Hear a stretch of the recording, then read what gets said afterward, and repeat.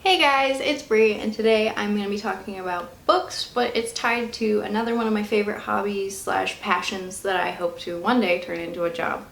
Might take a little while, but that is writing. So for those of you that don't know, I wrote a book when I was in college. Self-published it, I formatted the whole thing, edited it, did everything. A lot of stuff. My mom designed the cover actually for me, and it was a lot of fun. It was a YA fantasy book. I took it off of Amazon because I separated from the publisher at the time, and I still love it. It's not perfect, but I am proud of it. I was probably 12 when I started writing it, self-published it when I was 19 or 20. I am very happy with it, especially for where I was, and I hope to one day keep writing. I like writing fantasy and horror. I'm working on 2 different manuscripts right now.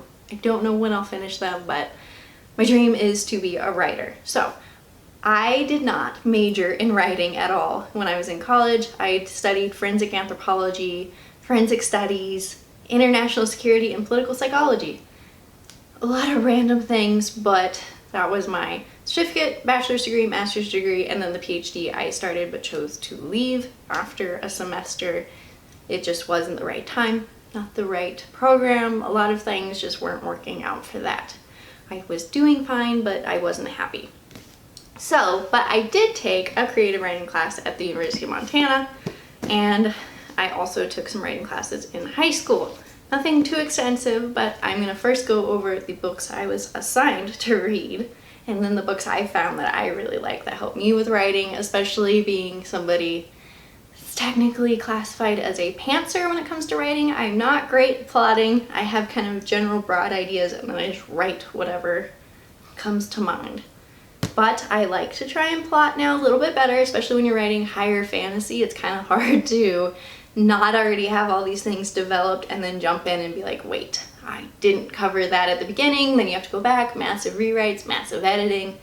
It's a pain. So I've been trying to get better at that for a little while now. But first I'll go over my assigned reading that I have mixed feelings on. First drink. Whew. Been filming a lot of videos today. Diet Coke helps. Okay, so in high school, actually, my 11th grade English teacher assigned Stephen King's on writing. I love Stephen King. He's a very talented writer. So is his son, Joe Hill. They not only write very engaging characters and stories, but also just the craft itself is very good. The language flows nicely. They're very easy to get into. And I think that's good to have like a very broad approachability. It's not strictly gore and horror. They're very good books.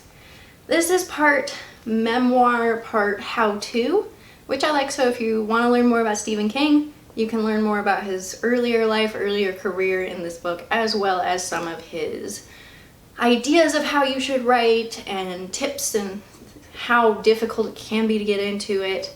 And I annotated this so much at 16, 17. I loved it. It is a great one.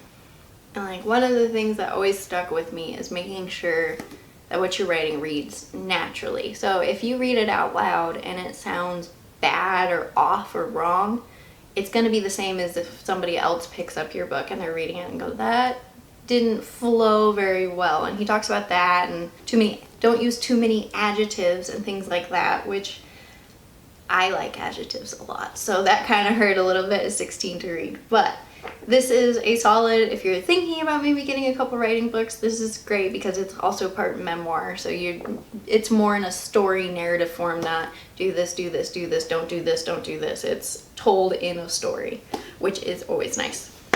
Then I took one creative writing class in college. I didn't love it. I didn't hate it, but I didn't love it either. A lot of the other students didn't like Lord of the Rings, which made it kind of difficult when I had to have discussions because that's always what I wanted to refer back to. But my textbook for that class was Writing Fiction, A Guide to Narrative Craft, 7th edition by Janet Burroway and Elizabeth Stuckey-French. I think they're the editors. But I got a really weird copy of this book. There are curse words in it, so be aware if that bothers you, but mine were all whited out or crossed out, so there's entire sections of the book where I had no idea what was going on. So that was fun. This is just a basic, you're getting into writing, you want to know some of the more technical things.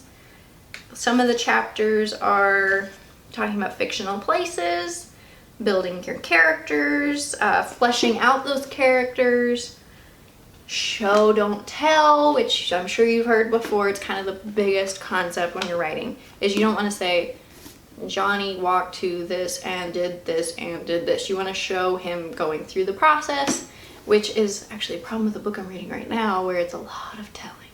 And it drags the story down. Nobody wants to read that. So those are the 2 books I was assigned to read. And then I have 3. 2 of them are more workbooks and one is actually a book.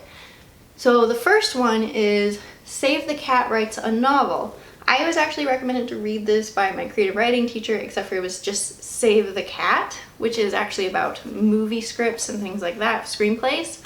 This one is specifically for novel writing, and it's been how to go through the steps of basically plotting and creating a story that sells. And of course, that is the ultimate goal when you want to be a writer, is one, you write for a story you love, a story you want to tell, but if you want to turn it into a profession, you do eventually have to sell that story. So this kind of helps me as a person that does not like plotting at all, kind of break it down. There's, how many chapters? 15 chapters. We have Why Do We Care, The Beat Sheet, Not Your Mother's Genres, which explains that yes, there are certain genres, but there's also broader categories that different traditional like fantasy, science fiction, literary fiction can fit into. And those are really nice. And then you go over the different types of those genres, such as superhero, institutionalized, rites of passage, and she explains early on how your story could fit into that and walks you through picking out what is my story. And then you can kind of move forward with plotting, well, it needs this element for it to work, or it needs this. And I tend to gravitate towards monster in the house stories, or what's the other one? Superhero? Is it superhero?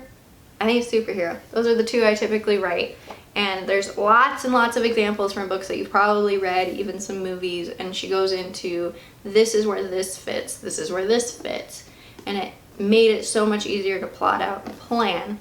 And it's a fun book too. I didn't hate reading this. I didn't feel like I was being assigned something. It didn't drag me down. And normally when you're being told how to do something, it's kind of a boring read.